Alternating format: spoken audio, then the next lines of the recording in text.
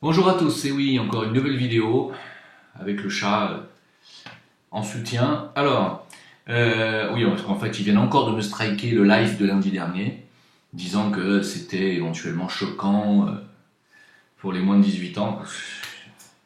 On nage en pleine nébuleuse, alors comme, évidemment, c'est sur dénonciation, il y a des gens qui dénoncent, hein, donc ça veut dire que je suis dans le collimateur, hein. Mais on s'en fout. Alors, donc, vu qu'ils me strikent des vidéos, j'en fais d'autres. Voilà. Donc, à chaque fois qu'ils vont me striker une vidéo, je vais en faire deux autres. Voilà. Comme ça, vous êtes prévenus chez YouTube. Vous n'avez plus qu'une seule solution, c'est de fermer ma chaîne parce que à chaque fois que vous allez me faire ça, eh bien, je vais faire deux fois plus de. Voilà. Donc, c'est comme ça, c'est clair. Alors, en ce qui concerne la censure, que je ne supporte absolument pas, je crois que s'il y a vraiment un truc que je ne supporte pas, c'est vraiment la censure. Je trouve que bâillonner les gens. Quand j'étais jeune et que je regardais l'Union soviétique, vous savez, pour ceux qui sont pas nés avant 1980-95, non, c'était quand est-ce qu'est tombé le mur de Berlin? C'était en 89, un truc comme ça, 88. Pour ceux qui sont nés après, vous n'avez pas connu ça. Mais il y avait la guerre froide, hein, c'était, je veux dire, l'Allemagne était coupée en deux. Il y avait l'Allemagne de l'Ouest qui était occidentale européenne, et il y avait l'Allemagne de l'Est dans laquelle il était très difficile d'accéder, qui était sous le régime communiste hyper totalitaire, hyper surveillé, avec des caméras partout. Les gens avaient tous la même voiture, enfin pratiquement, enfin, je veux dire, c'était, en Russie c'était pareil, ils avaient tous la même bagnole, en Pologne aussi, c'était une boucherie, il n'y avait aucune évolution, c'était affreux, les gens n'osaient plus parler. Bref, et c'est ça le régime communiste, c'était une dictature. Je crois qu'il y a encore des communistes en France. J'aimerais que vous vous rappeliez quand même comment c'était avant, quoi. Le communisme. C'est la Chine d'aujourd'hui, c'est la Corée du Nord. Donc, alors, je ne dis pas qu'il n'y a pas des bonnes choses, mais ça ne permet pas l'évolution, hein.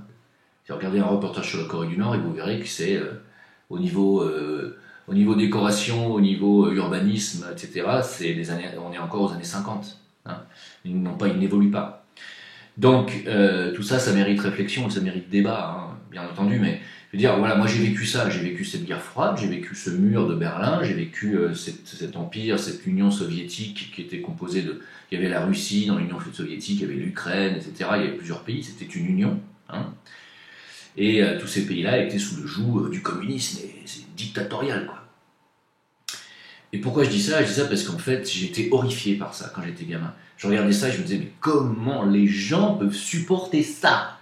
Comment on peut supporter de vivre dans un endroit de la planète où on n'a pas le droit de dire ce qu'on pense? Et j'étais petit, hein. J'étais, je sais pas, dès que j'étais en âge de comprendre, à 6-7 ans, je me dis, oh, mais c'est le cauchemar, mais comment c'est possible? Quoi? Il y a des endroits sur la planète où les gens n'ont pas le droit de dire ce qu'ils pensent. Mais pour moi, je crois que c'est le plus grand crime qu'on puisse faire contre l'humanité, c'est de les empêcher de penser. C'est insupportable. Et aujourd'hui, bah on est en France, et qu'est-ce qui se passe? On n'a pas le droit de dire ce qu'on veut. On y arrive doucement. Alors évidemment, hein, moi j'en suis parti il y a déjà 12 ans, quasiment, pour cette raison-là principalement, hein, parce que la dernière conférence que j'ai faite en France, c'était une conférence sur le nouvel ordre mondial d'ailleurs, il y a 13 ans en arrière, un peu plus de 12 ans, je m'étais pris la clique de Sarkozy sur le dos, et il m'avait dit, on va vous interdire de continuer à parler, à dire des choses comme ça. Sarkozy, vous n'avez pas le droit de parler de lui et tout. J'ai dit, comme ça, j'ai pas le droit de parler de lui. C'était déjà comme ça, déjà. Vous voyez? Et j'ai dit, vous embêtez pas parce que j'ai décidé de partir dans 3 mois, je me tire. Ils m'ont dit, bon, bah alors, bon vent et ne revenez pas. Vous voyez? Donc, c'était déjà comme ça, déjà. Donc, aujourd'hui, c'est 4 fois pire qu'il y a 12 ans, hein. 4 fois pire. On n'aurait jamais pu penser il y a 12 ans en arrière qu'on allait nous censurer comme ça sur Facebook, sur YouTube, qu'on allait nous fermer des vidéos, des chaînes. Mais réveillez-vous les mecs, c'est grave ce qui se passe. Oh. Moi pour moi c'est ce qu'il y a de pire. La censure. Vous allez aux États-Unis, vous avez le droit de critiquer qui vous voulez, hein. Les juifs, les machins, vous n'allez pas être emmerdés, hein. En France, t'as pas le droit, quoi. C'est grave, quoi. Et oui, ça c'est un sujet qui m'énerve. Alors j'ai remarqué tous relativement énervés. Pierre Jovanovic que je viens d'écouter est très énervé, il a raison. Il y a de quoi être énervé parce que quand on voit les choses à l'avance et quand on sait ce qui va se passer et que les gens continuent à dire ouais, faut pas soutenir les gilets jaunes, ils ont été violents, faut pas soutenir le boxeur, ça se fait pas de taper. Quand on voit qu'on en est encore là, on s'énerve, évidemment, évidemment, voilà. Et donc, c'est sûr que ça nous fait travailler sur notre colère, sur notre révolte, sur plein de choses. Donc, pour moi, c'est quelque chose de salutaire, mais je vais vous expliquer ce monsieur. Alors, je ne connais pas son nom, mais c'est un retraité qui s'appelle Jacques quelque chose, qui, vous savez, il a exprimé ses doléances. Vous savez qu'en ce moment, Macron est en train de faire un cahier des doléances, et ça me fait rire, hein, parce qu'il en a rien à foutre des doléances des Français. Hein. Et donc, lui, il a fait une lettre tout simplement à sa mairie pour dire ce qu'il pensait, qu'il devrait changer dans sa ville, etc. Et résultat des courses, il s'est retrouvé avec chez lui deux agents de la sécurité nationale, qui sont venus le questionner pendant 1 heure et demie sur qui fait quoi, qu'est-ce qu'il fait sur Internet. Il est dans un groupe Internet qui s'appelle, je sais plus comment, enfin peu importe, ça n'a pas vraiment d'importance. Et ils lui ont dit qui y a-t-il dans ce groupe, qu'est-ce que vous y faites, enfin c'est la Gestapo quoi. Hein, c'est l'Union soviétique. Voilà. C'est-à-dire que dès que vous pensez quelque chose, vous allez être maintenant fliqué, fiché. Bon, moi j'imagine que je le suis depuis un bout de temps. Salut les RG, coucou, j'ai rien contre vous. Hein. Simplement, essayez de réfléchir pour qui vous travaillez. Vous travaillez pas pour le peuple, rendez-vous compte. Vous travaillez pas pour l'humanité. Vous croyez peut-être, mais non. Vous travaillez pour des gens qui tiennent à 90% des richesses du monde et des finances et qui ruinent les peuples pour les maintenir sous contrôle et en esclavage. Voilà pour qui vous travaillez les RG. Ça vous plaît peut-être, je ne sais pas. Peut-être que vous aimez vos privilèges, mais sachez qu'il existe, sachez que vous-même êtes surveillé. Oui, vous êtes surveillé par un monsieur qui est tout en haut là, qui est au-dessus de tout le monde. Alors c'est pas un monsieur, hein. Vous êtes surveillé par tout un groupe, par votre propre conscience, votre propre âme déjà vous surveille. Et sachez que vous devrez rendre des comptes à un moment donné. Ne croyez surtout pas que vous allez vous en sortir comme ça. La vie physique n'est rien. Alors voilà, ça c'était la première chose. Deuxième chose, il y a des gens qui me disent le traité d'Aix-la-Chapelle, le traité sur l'Alsace, où est-ce que tu as vu ça? Mais c'est un hoax, c'est pas vrai, c'est une fake news, machin. Le traité d'Aix-la-Chapelle, j'ai pas pu dire le nom la dernière fois, je me rappelais plus. Le traité d'Aix-la-Chapelle, voilà, renseignez-vous, puisque Marine Le Pen en a même parlé récemment à BFM TV, disant que Macron était en train de vendre la France et de vendre notre souveraineté. Donc je ne l'ai pas rêvé, hein, c'est quand même un personnage politique qui en a parlé à la télévision, si c'était une fake news ça serait grave pour elle. Le traité d'Aix-la-Chapelle, le texte entier est disponible sur mon VK et ma page Facebook. C'est pas un secret d'État, c'est juste que ce n'est pas relayé par les médias, qu'il n'y a pas de débat sur ce sujet majeur. On est en train de vendre une partie de la France et de la souveraineté française. C'est comme le pacte de Marrakech, on n'en a pas parlé, c'est passé comme ça. C'est monstrueux ce qui est en train de se passer.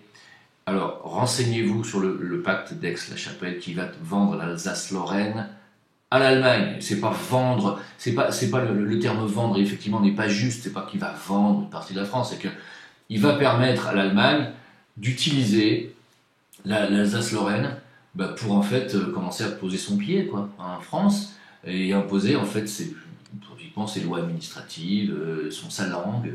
Car oui, ce sera l'allemand qui va être imposé. Voilà. C'est ça. C'est pas une trahison, ça. Ça s'appelle quoi ça? C'est pire qu'une trahison. C'est affreux, quoi. Alors, je sais pas, renseignez-vous, réveillez-vous, puis quand vous me dites, tu cites pas tes sources. Eh oh. D'abord, mes sources, elles sont sur mon VK, ma page Facebook, sur des Discord.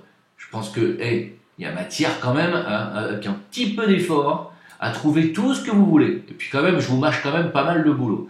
Donc tous ceux qui me disent pas tes sources, primo, je suis pas un journaliste. Deuxio, faites un petit travail d'investigation. Si moi j'y arrive, alors que je cumule 3 boulots, et que j'arrive à passer quand même 1 heure et demie par jour à faire ma revue de presse et mes vidéos, je pense que peut-être vous devriez y arriver si vous êtes aux 35 heures. Parce que moi je suis aux 35 heures par jour quasiment. Hein. Voilà, je dis pas ça pour m'envoyer des fleurs, juste pour vous dire que vous êtes des feignasses, ceux qui me demandent mes sources. Des grosses feignasses. Alors, juste un truc que j'ai relayé aussi sur Facebook et VK, c'est que on nous dit qu'il n'y a plus d'argent en France, que la France est en faillite, ce qui est vrai, on est à 100% du PIB d'endettement, mais le gouvernement quand même débloque, là, le 15 janvier, un prêt d'1 milliard d'euros à l'Irak. Alors, la question n'est pas de savoir, vous êtes d'accord sur le fait que l'on doive aider l'Irak. On l'a détruite. Quand je dis on, je parle de nos gouvernements français d'avant. On a participé à leur destruction. Automatiquement, à partir du moment où on a détruit un pays, c'est tout à fait logique qu'on l'aide à se reconstruire. La question n'est pas là. D'autant qu'on a dû certainement en pomper pas mal de pognon, je ne sais pas comment, mais on a dû leur prendre ce qu'il y avait à prendre là-bas. Donc il est tout à fait logique de les aider. Sauf que, on est en faillite, il n'y a pas d'argent pour les Français, les gens sont dans la rue depuis 2 mois.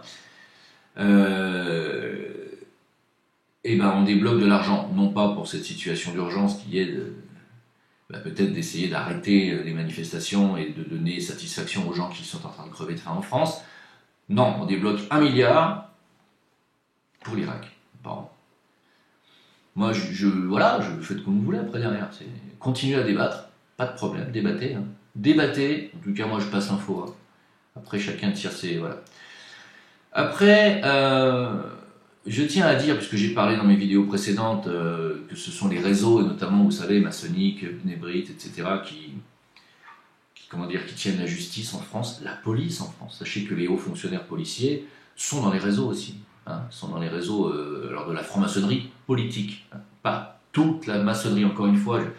Autant ne faites pas d'amalgame entre l'islam et le djihadisme wahhabite, ne faites pas d'amalgame entre sionisme et judaïsme, ne faites pas d'amalgame entre la maçonnerie politique et la maçonnerie des gens qui cherchent simplement soit à se regrouper, soit à faire des groupes de penseurs qui cherchent à faire du développement personnel. Hein. Parce qu'en maçonnerie, on arrive quand même à un certain degré de connaissance, pour ceux qui cherchent vraiment à travailler sur eux-mêmes, même si c'est pas du tout ma façon de procéder. Pas du tout, du tout. Je suis pas en corrélation du tout avec ça. Hein. Mais effectivement, les réseaux maçonniques tiennent la police, la justice, et vous les retrouvez tous au dîner du siècle, voilà, place de la Concorde, je crois que c'est tous les derniers mercredis du mois, je crois un truc comme ça, et ils sont tous là à discuter entre eux de la direction à prendre pour le mois suivant et l'année en cours, avec les médias, avec ceux qui tiennent les médias, avec les politiques, voilà, c'est tout. Hein. Donc, qu'est-ce qui s'est passé? Donc, on a dit ce qu'il faudrait, ce serait interdire les réseaux d'intervenir dans la politique française. Ce serait idéal que tous ceux qui trempent dans les réseaux de près de loin n'aient pas le droit d'être élus, tout simplement. Pourquoi? Parce que s'ils sont élus, ils vont pas travailler pour le peuple, mais pour les idéaux qui se trimballent dans ces réseaux. C'est logique. Hein. Si vous faites partie d'une confrérie, parce que c'est le cas de la maçonnerie, c'est une confrérie, si vous faites partie d'une confrérie et qu'on vous donne un haut poste, vous allez travailler pour les intérêts de la confrérie et certainement pas pour les gens qui ne savent rien de cette confrérie. Or, c'est ce qui se passe en France. Hein. Et c'est ce qui se passait en Italie jusqu'avant l'arrivée de Salvini. Alors, on peut dire ce qu'on veut sur Salvini, et effectivement c'est très étrange, et j'aimerais comprendre pourquoi il a fait ça, mais les Italiens viennent d'interdire la franc-maçonnerie au gouvernement italien. Oui, et vous ne rêvez pas, ils viennent de le faire. Alors pour ceux qui ne connaissent pas mes sources, vous démerdez, parce que je vais mettre le lien sur mon Facebook et mon VK. Voilà, vous n'avez plus qu'à y aller. D'ailleurs, je vous encourage à aller sur VK bien plus que sur Facebook, étant donné que Facebook est le premier agent de flicage et de renseignement sur vous-même, bien entendu, auprès des renseignements généraux américains, donc mondiaux. Hein. Je vous encourage à aller sur VK, qui est tenu par la Russie. Voilà, parce que je peux dire de plus, il y a tellement de trucs à dire, vous savez que je pourrais faire une vidéo toutes les 10 minutes, donc en ce moment ça bouge énormément dans tous les sens. Il y a aussi encore un documentaire qui est sorti le 14 janvier à l'UFPost, vous savez, c'est l'Huffington Post, je suppose. C'est un documentaire accablant sur les enfants placés, hein, c'est-à-dire les enfants qui sont ce qu'on appelle sacrifiés par la République, et il n'y a pas seulement en France, hein, en Angleterre, partout en Allemagne, des gens que l'on prend à leurs parents sous prétexte qu'ils sont alcooliques ou qu'ils ont un problème de santé mentale ou autre. On leur prend leurs enfants, on les place dans des familles dont on ne sait rien, et ces gens-là ne revoient jamais leurs enfants. C'est absolument abominable, je crois qu'on ne peut pas faire pire que ça. Et encore, je pense qu'ils vont trouver pire. Je pense qu'il n'y a pas de souci. Ils finiront par trouver pire que ça encore. Qu'est-ce que je pourrais vous dire d'autre? Pour vous énerver un peu. Non, le but, bien entendu, n'est pas de vous énerver. Le but n'est pas du tout... On me demande, ouais, mais moi j'ai peur, je suis conscient de ce qui se passe et j'ai peur de le dire à mes proches parce que j'ai peur qu'ils m'envoient chier, parce qu'ils ne sont pas éveillés et j'ai peur de leur faire peur. Alors d'abord, si tu as peur, travaille sur ta peur. Et si tu as peur de faire peur, c'est pas ton problème si les autres ont peur. C'est à eux de travailler sur leur peur. Hein. Euh, si tu es éveillé et que tu sais qu'il va se passer quelque chose et que tu ne le dis pas aux gens, ça s'appelle comment? Ça s'appelle un délit d'initié. C'est-à-dire que tu savais quelque chose et tu ne l'as pas dit. Tu n'as pas prévenu les gens du danger qu'il pourrait y avoir. C'est passible de condamnation. Alors de condamnation divine, hein, j'entends. Parce que ne pas savoir des choses et ne pas les transmettre, c'est un crime auprès de votre conscience et de votre âme.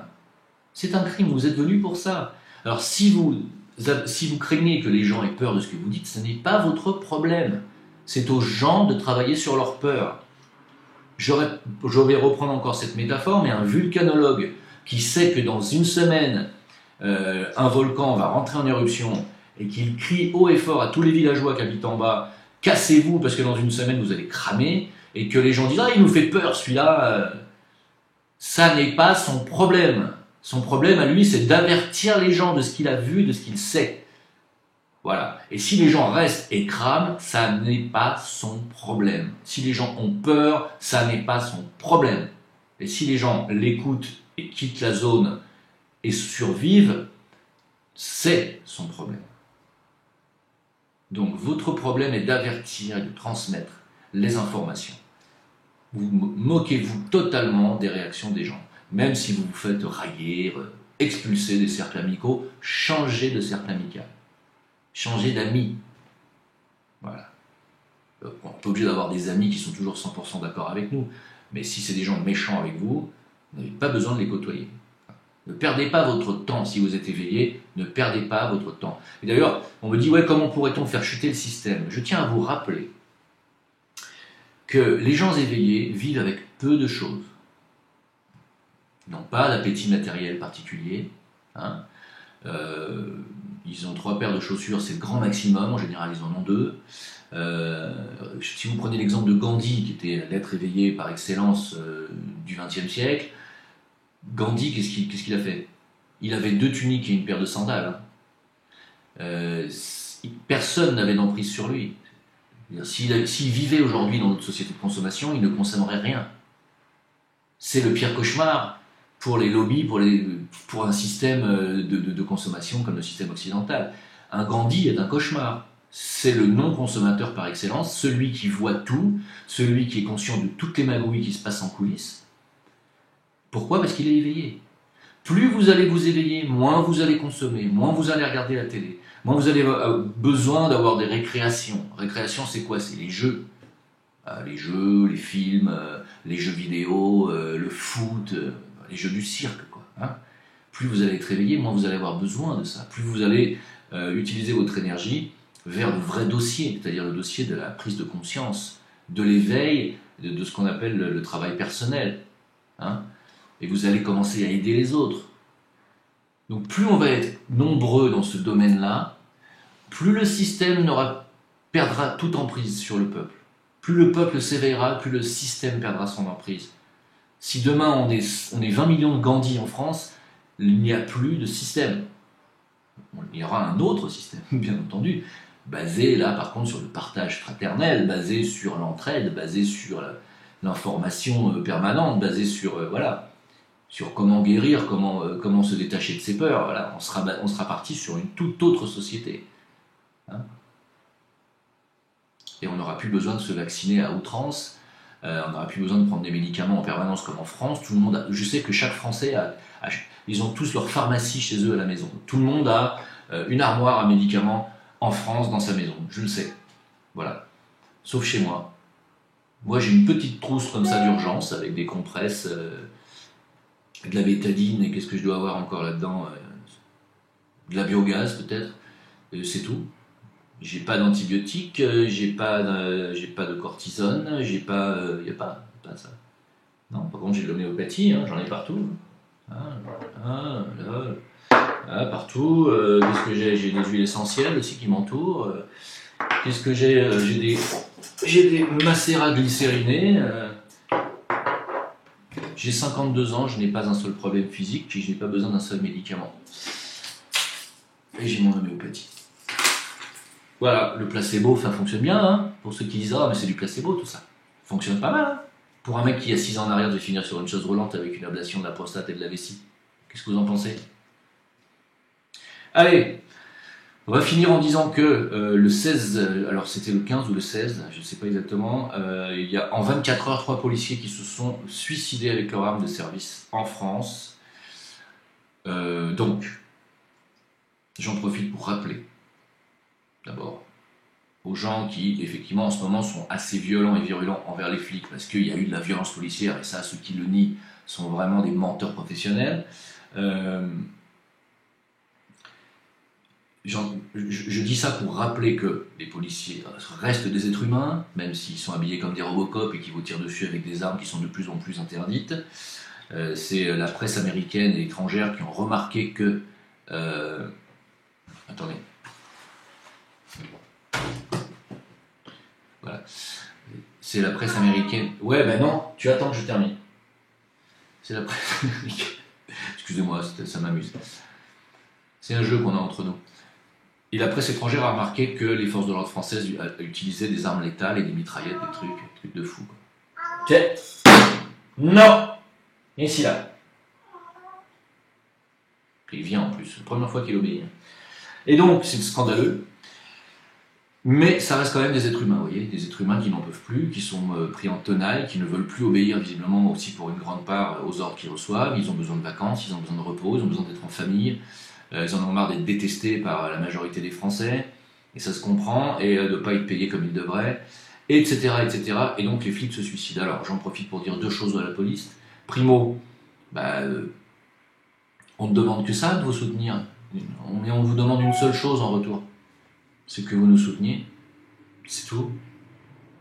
Alors posez vos armes, mettez vos gilets jaunes ou pas, et rejoignez le peuple. Pour montrer que vous en faites partie, vous aussi. Arrêtez de considérer que le peuple est votre ennemi, surtout, c'est surtout ça. Hein? Voilà, c'est tout ce que j'ai à dire, parce que c'est triste tout ça. Hein? Y a autant de paysans qui se suicident que de policiers. Je tiens quand même à rappeler aussi que la police n'a pas la palme du suicide. Mais c'est quand même extrêmement triste, il faut quand même le dire. Est-ce qu'il y a encore une chose à rajouter? Je vais vous le dire tout de suite, très certainement. Mais, oui, alors j'ai vu que la dernière nouvelle qui est tombée, là, c'est qu'à Épinal, aux urgences, alors d'un hôpital, je ne sais pas son nom, les pompiers auraient refusé de prendre en charge des blessés gilets jaunes. On le voit sur la vidéo. Hein. Ils disent, s'il y a des gilets jaunes, on ne prend pas. Incroyable. Incroyable. Alors bien sûr, ça demande, il faut porter plainte, hein, il faut, pour non-assistance à personne en danger, etc. Hein, c'est inadmissible, inadmissible, inadmissible. Alors autant en ce moment ils sont en train de vous faire la guerre à coup de 135 € d'amende, à coup de flashball, à coup de grenade et j'en passe. Mais en plus, maintenant, ils font pression sur les pompiers, etc. pour qu'ils ne vous aident plus, pour qu'ils vous boycottent. Vous savez que les pompiers, c'est ce qu'on appelle les gilets blancs, là, ils ont l'ordre de ne plus vous guérir, de ne plus vous venir en secours. C'est incroyable, et ça vient de là-haut. C'est-à-dire ça vient des gens qui sont en train de lancer un débat. Et vous voulez parler avec eux. Faites comme vous voulez. À bientôt. Bye bye.